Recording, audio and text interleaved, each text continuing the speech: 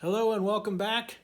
Today we're going to be working on checking the timing chain on the Land Rover Series 2A that I got. It's 2 1/4 diesel. It's always been low on power, so what we're going to do is take a look, take it down and take a look-see. What I got done so far is I took the battery out and I drained the coolant out. We're empty now. And drain the coolant, and what I'm going to do is I think I'm going to try to do the timing chain, which is back here behind this fella here, this plate. The cover is the timing chain behind here. So what I'm going to do, instead of taking the whole front end apart, I'm just going to remove the radiator here and see if we can get to everything back behind here. It'll be a little bit harder to film, but we'll still go through and be able to show all the pieces and parts and how to do everything. So one thing is getting the bolt off the end down here. This bolt here, it's kind of a pain in the butt to get loose. So what I did is add a socket here, which is pretty big one, 1 11/16 sizes. So what I did is I put it on here, the socket on here, and then I rested it onto the spring. On the spring right here with a towel, I wrapped it with a towel. And I put it up here and I hit the starter like 2 times. Hit it once and then the wrench will fall off. Set it back up again, rest it onto here so it's angled this way. And then I hit it again and it loosened it up. So it started loosening it. It's probably not the best way of doing it, but it works because there's no way of stopping that from spinning. So the nut's now loose. You can see there, if you can or cannot, I don't know. But here it is here. You can see my markings for top dead center and everything. I use this down here to set my valves. But we're going to be using that and to go check our timing chain. So anyways, what I'm going to do, okay, so what I'm going to do next is I'm going to start taking all these bolts out. Actually, the first thing, you got to take your hoses off, of course. What I'm going to do is try to take the fan off with, I think there's 10mm bolts on the end. So 10mm wrench bolts on the end of the fan, so I can take the fan off. And then I should be able to lift this whole assembly up and out. But if you don't have the cover on it here, then you wouldn't really need to worry about that. But since I do, I have to take the fan off. So I'm going to take that off now. I got the fan off. That was relatively easy, just 4 bolts. And I took it off the end and just kind of fed it through and not to hurt the radiator. So now I'm going to go and start taking these bolts out.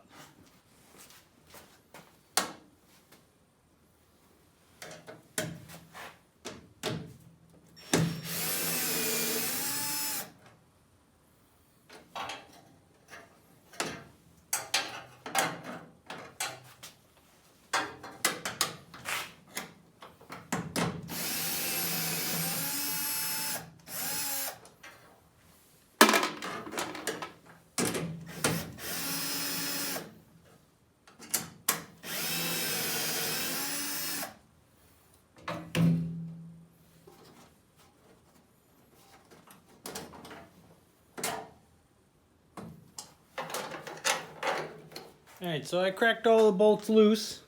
Just some 1/4 fine thread bolts, washers, and a lock washer with a nylon lock washer. And I did that all around for all of them. So that's where the sockets, the drill is a little bit nicer to get them all off. So I cracked them all loose with a socket, and now I'm just going to use the drill and take them all out, and I'll be back.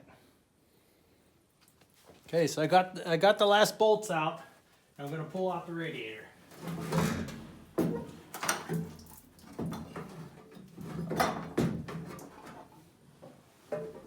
Hey! Oh! There we go. We got her. So let's take a look And there's where we need to go, right here. So next thing we're gonna do is start, guess we'll take off the pulleys here, take off the belts, take off the belt and take off those rubber things too or whatever. So might be able to leave the water pump on, but we'll take a closer look at that in a second. Okay, so the first thing, we'll just kind of start from the top and work our way down. So from what I can tell is that, oh here, you know what, here, we'll take the belt off. Since I already took the fan off, the belt was already loose from the water pump, so you got that off. So this hose here was a real pain in the butt to get on. And I put this on, if you watched in the thermostat video, I put this on wrong about 3 times until I figured out what I was doing wrong. But I got it figured out now. So what I'm going to do is leave this piece attached, which you could take it off here, but I'm going to take it off these 2 bolts, and I have some extra gaskets for here too. So that's what I'm going to do. Take these ones off.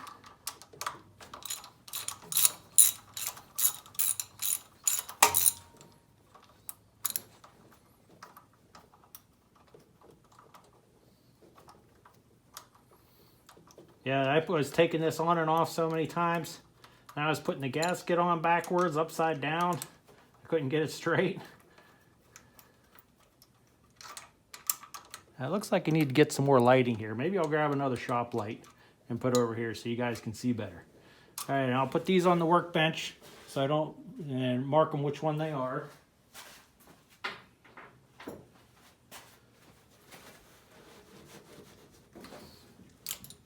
Go, that's off. So I'll take the bottom hose off. Let me go get another light. There you go. Now you guys can see a little bit better, and so can I. That's if you can't see it on camera, that mostly means I can't see it either. Taking the lower water pump hose off, and let's see, what do we got next? Could take the generator, the alternator off. We could do that next, because that's bolted right to the housing right here.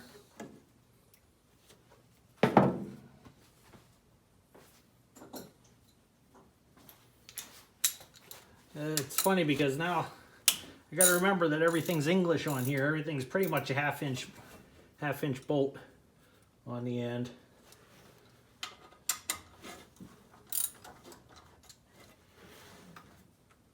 So it should be pretty easy to get all the bolts off. It's funny because the water pump's actually bolted to the housing, and then there's this bolt, and this one down here, and this one down here go to the block. So the water pump, I don't think I need to take it off the housing itself. So we're gonna leave it on to see, well, see if she'll just stay on there. Got the bracket off.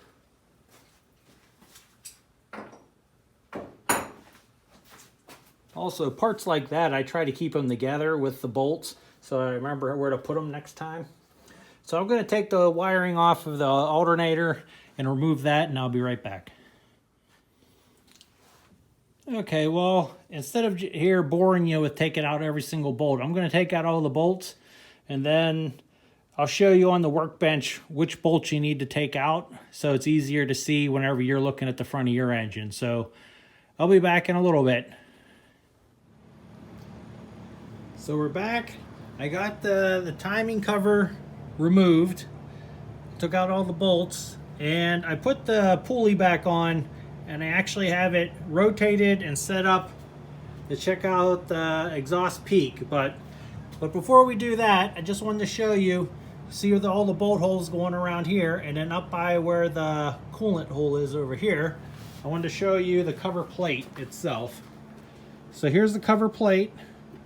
And all the bolts and nuts, we'll go through these, but what I did is I'll write down the metric sizes of these real quick. Be right back. So I wrote down the metric sizes. So here's the holes here that match up with these holes here. So I'll give you more detail here, but The ones going around here are 3 inches, which is 76.2 millimeters. Then we go to 2 inch, 2 inch, 2 inch. And then we have the alternator bolt here, which was 3.5 inches. 3 inches, 3 1/4. This is where the water coolant is. And then this was a stud that was here. That was 3 inches going in, and it was sticking out probably another inch. So these ones are all 3 inches, and then they have the 3 bolts that are down onto the oil pan, which I have over here.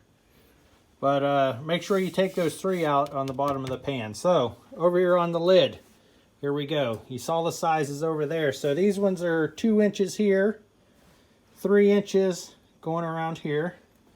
Then these are 3 inches as well. Then here's the stud. The stud from the nut down is 3 inches, but up here it's probably about another inch hanging out. Then here's the water pump here. Here's the coolant thing part that comes out of the engine. And these ones are, that one's 3 1/4. This one is 3 inches, and this one's 3 1/2 that goes to the alternator bracket that I have going over here. So these bolts, they don't need nuts. Actually, notice these are nuts that are on studs. Let me see, I'll show you back here too. So these don't have to come off. They're holding your water pump on. So remember, the studs the nuts with the studs, you don't have to take out. But this one will be a bolt that's right here. And this one's 3 inches and 3 3/4 of an inch. So those are all the bolts going around. Remember, the studs you don't have to take out. This is still attached and everything. Come around, you got these 2 inch bolts here, 2 inch, 2 inch. Like I said, 3 inch here, 3 inch going around. And then your 3 that are going in from your oil pan down here. Because if you start pulling on it, you take all the bolts out, but you don't have these ones out, it's not going to come out.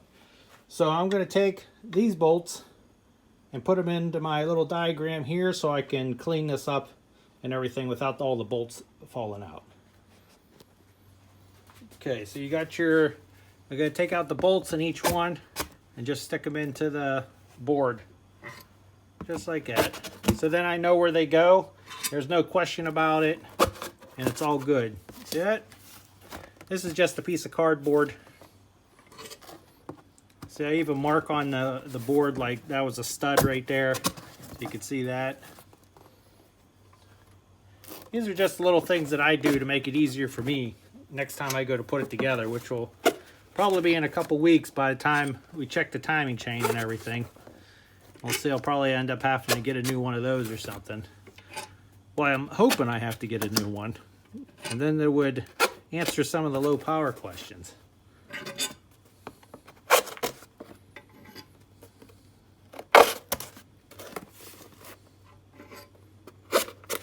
And there we go. That's fancy, ain't it? Look at that nice little drawing of a water pump.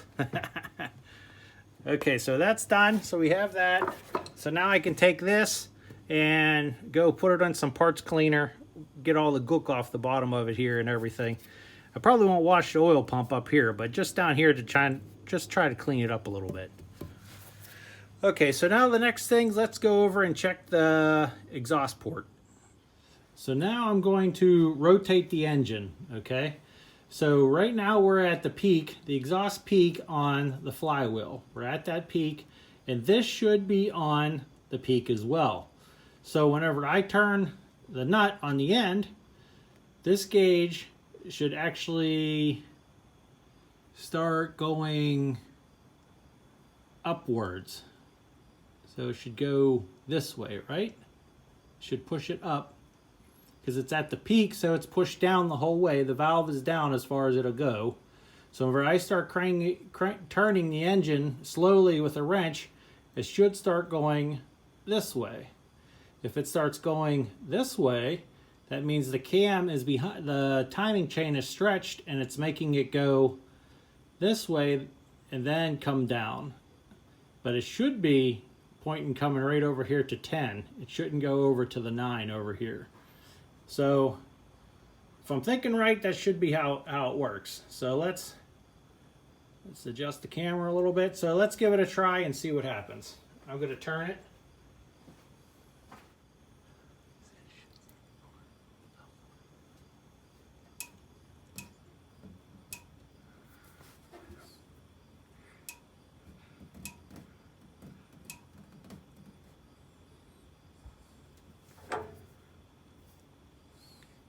You see that? The gauge moved. All right, let's see how much we moved here. It looks like we moved, wow, 0.06 of an inch off. That's how far it went backwards. So if I keep cranking it, it should start moving this way.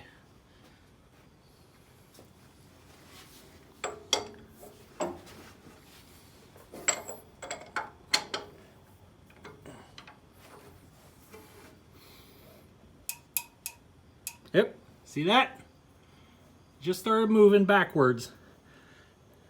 So now that means the chain is down there and it's off by 0.06 of an inch in the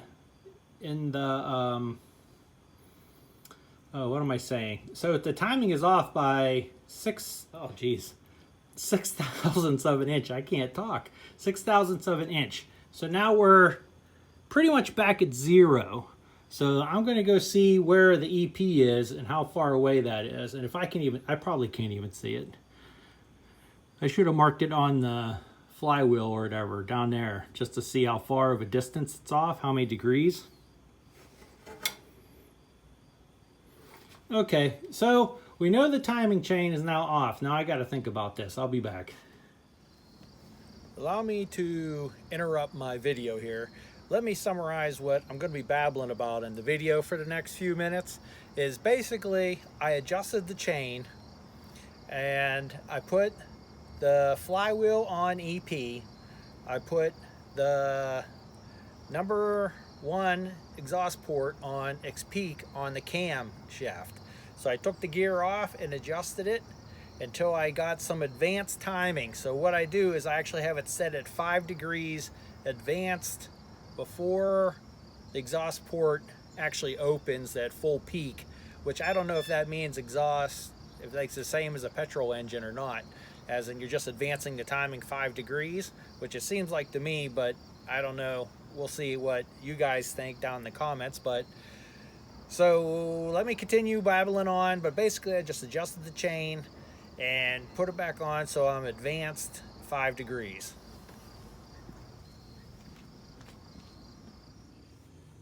Hello and welcome back. After lots of contemplation and thinking and going back and forth, I think I figured out what I'm going to try with the timing. Full disclosure, this is what I'm doing to my truck. I'm going to advance the timing a little bit. Nothing crazy, just a little bit, but this is a disclaimer that I'm just going to do to my truck. I would suggest you doing it, your truck, exactly the same as the repair manual, okay? So on that note, here's what I'm doing. All right, so first thing is first is this is the same chain that was on there before. No, what I did was I took off this bolt that's on here with the washer and the lock washer, and I found that this actually has the adjustments going around on the crank pulley, the camshaft pulley, drive gear. So right here is where I marked with the pink pen is here. This is actually the Woodruff key is right here. So as you rotate this off, if you need to adjust your chain, each one of these are a little bit off or a little bit different than the other one in comparison to where their teeth are on here.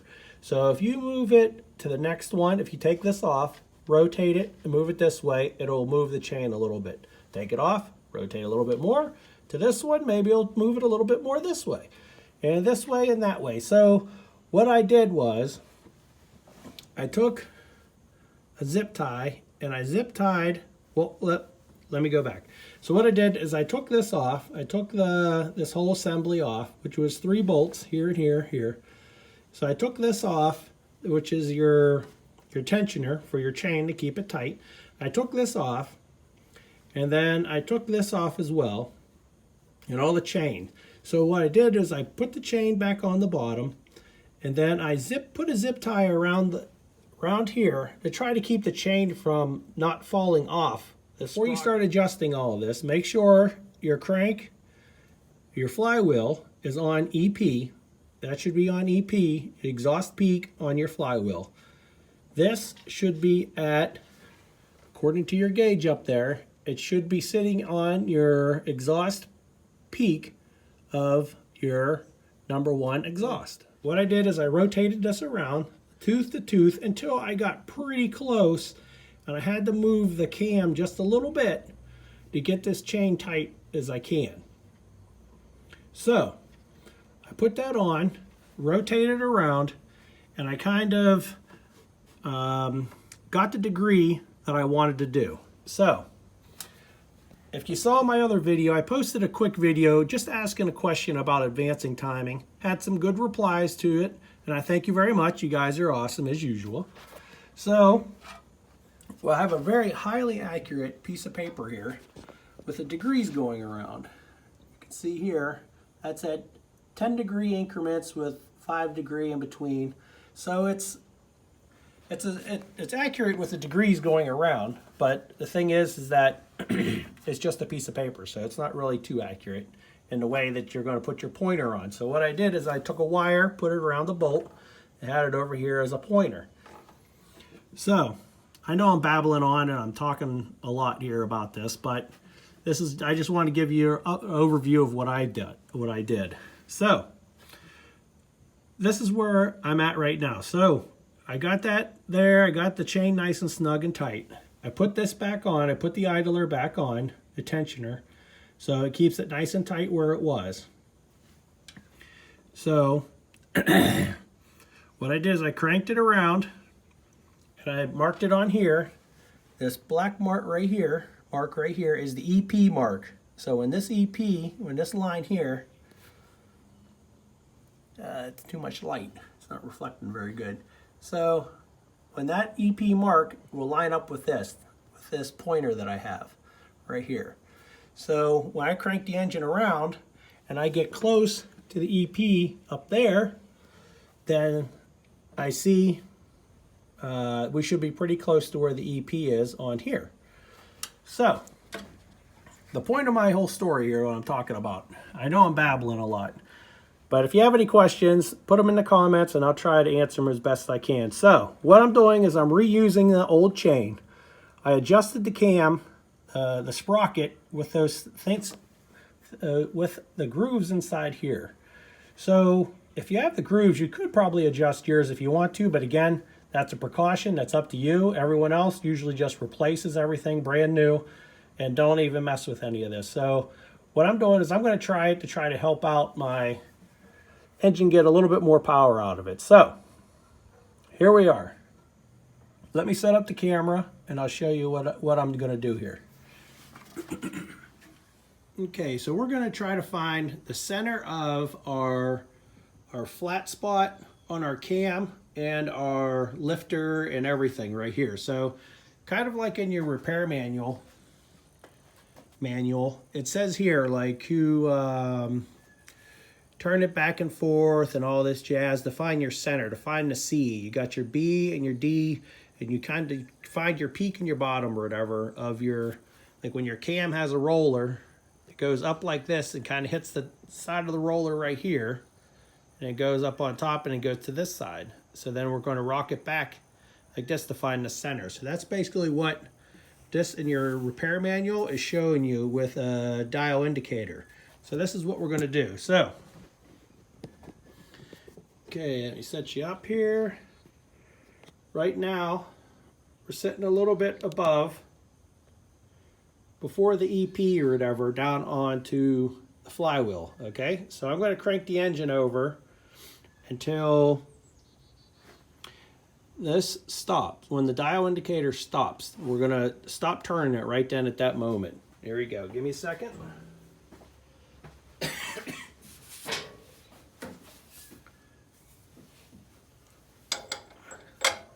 Okay, I'm putting the wrench on. Alright, so we're getting pretty close. So we turn it until we get, until it doesn't move anymore.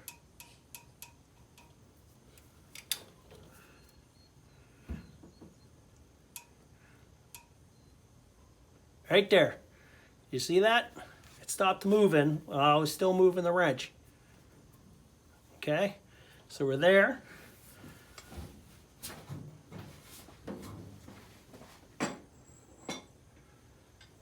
I think we're there.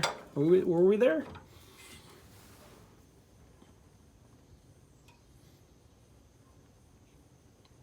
Yeah, there we go. Now we're there. Now it's not moving whatsoever. You can see it's a little bit past. The number on the gauge is not important. We're just looking to see when the gauge stops moving. So that means we're at just the beginning of the peak of the cam. So that's right there at the stop. That's where we're at. So let's look down at our degree wheel here. Okay, so I kind of screwed up. It was a little bit further I had to go until I actually hit the beginning of the peak. So now you can see it moved over a little bit more that way. So let's go down and look at our degree wheel. And our degree wheel is at, if you can see that at all, we're like at 6 degrees right now. Right at the beginning of the, right into the beginning. I don't know if I'm straight on. You can't really see that in the camera, but if you're looking at it at your eye, you're in between 6 and 7 right now. So let's see if we turn it a little bit further, turn the gauge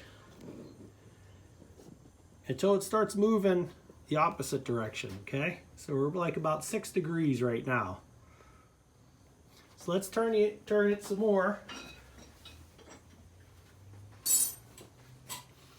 until the gauge starts moving again in the other direction.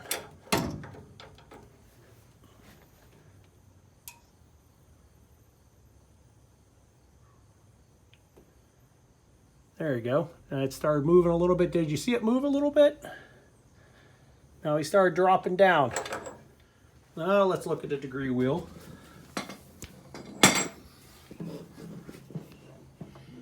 Okay, so we're about 4 degrees or so. So basically, we're about like 4 degrees on the wheel. Let me see here. Yeah, 4. So basically, we're going to go in between there, okay, and get to see what our degree is, what we're actually going to do. So I'm going to set it at 5 degrees. I'm going to come around, and the center should be at 5 degrees of where the cam and the valve is sitting in the middle and everything of the exhaust peak. I'm sorry, can't talk. So I'm going to rotate the engine back around, and I'll be back, and I'm going to set it on 5 degrees, and we'll see what happens before it goes to the EP.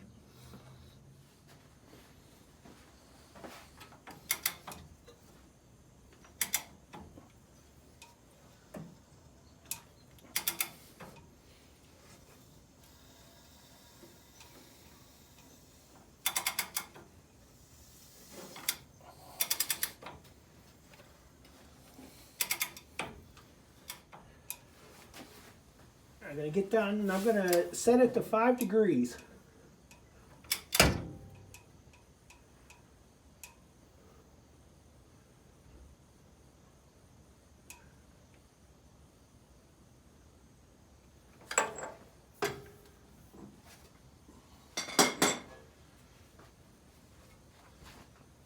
So right now, the gauge stopped moving.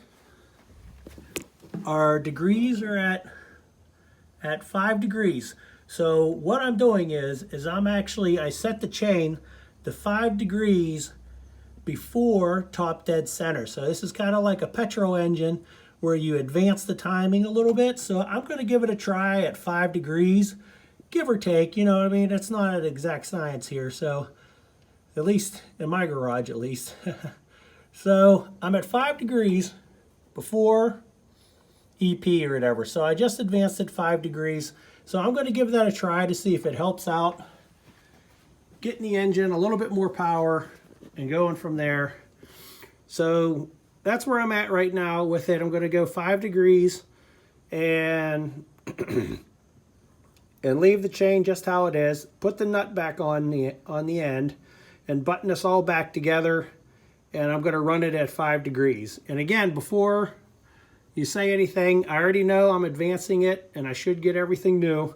but I want to give it a try at 5 degrees and see what happens, and see what happens to the engine, because I think it'll be okay. It'll be the engine will survive, but you'll see it in future videos. We'll give it a try, not in this video, but we'll get her fired up and give her a try at 5 degrees before top dead center with the way the chain is and everything. So I don't know if I explained everything very good, but I don't know if I did or not.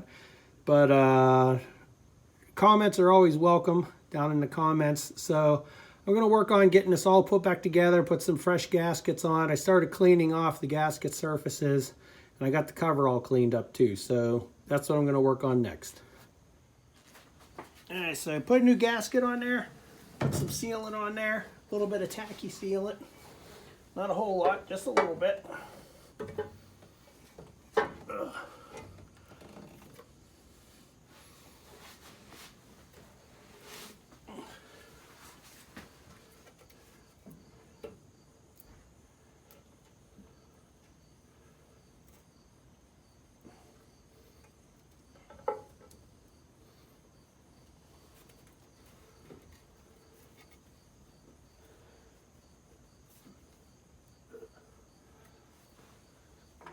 There's actually dowel pins in there to locate the shroud here.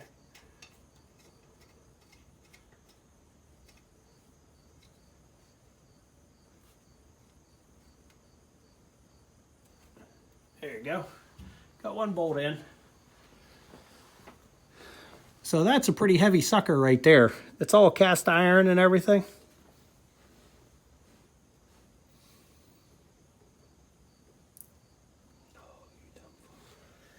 All right, so I'm going to go and start putting all the bolts in. Hey guys, welcome back. So I got the engine all put back together. I got the front cover on, but the tough part is getting the crank pulley on with the Woodruff key. I kind of had to balance the cover and put the Woodruff key in first, and then put the cover on and balance it while I put on the pulley, the crank pulley, and then kind of push on the crank pulley and push down on the Woodruff key at the same time. It was a big pain in the butt to get the cover on.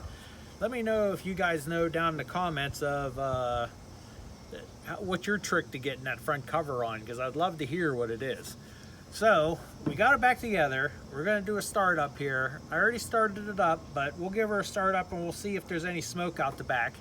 So we'll take a look at that and we'll go for a little spin up around the block and see what happens. See if there's an increase in power.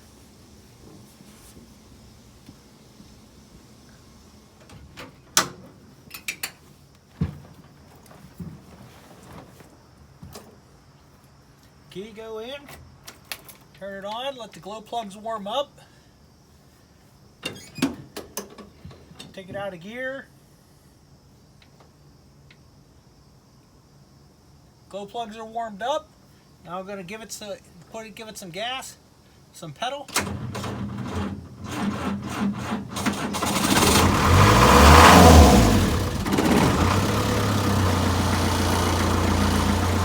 little hand throttle just to keep it idling while it's low.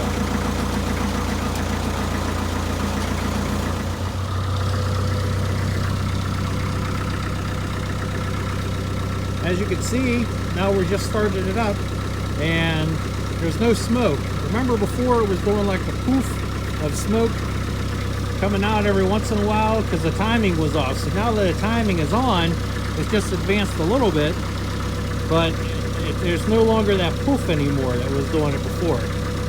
If I find the video, I'll put it in.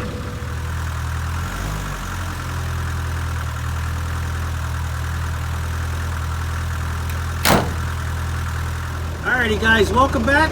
We're going to be going for a spin. Going on a little windy back road here. We're going to see how she goes.